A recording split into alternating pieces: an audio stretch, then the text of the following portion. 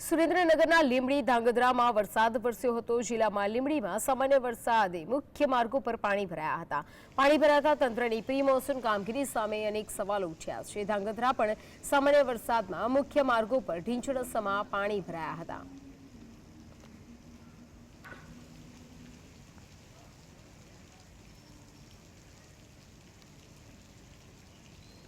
વધુ વિગતો સાથે સંવાદદાતા ફઝલ ફોનલાઈન પર જોડાઈ ગયા છે। ફઝલ, સામાન્ય વરસાદમાં ધાંગધ્રા વિસ્તારમાં પાણી ભરાઈ ગયું છે, લોકો હાલાકી ભોગવી રહ્યા છે।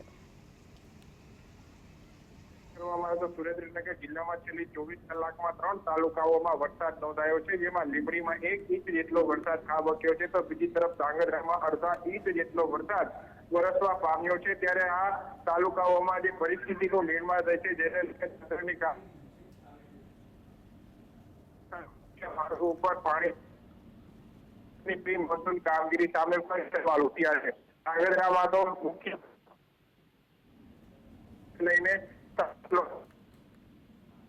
છે કે જ્યારે પ્રી મોન્સૂન કામગીરી કરવામાં આવતી હતી કે સુરેન્દ્રનગર જિલ્લામાં કોઈ પણ રસ્તા અને બજાર નહીં ભરાય વ્યવસ્થા કરવામાં છે, પરંતુ આ અડધાથી 1 ઇંચ જેટલા વરસાદમાં જ પરિસ્થિતિનું આ પ્રકારની નિર્માણ થયું છે, જેને લઈને હવે સ્થાનિક લોકો પ્રી મોન્સૂન કામગીરી સામે સવાલ કરી રહ્યા છે અને તંત્રની કામગીરી સામે પણ।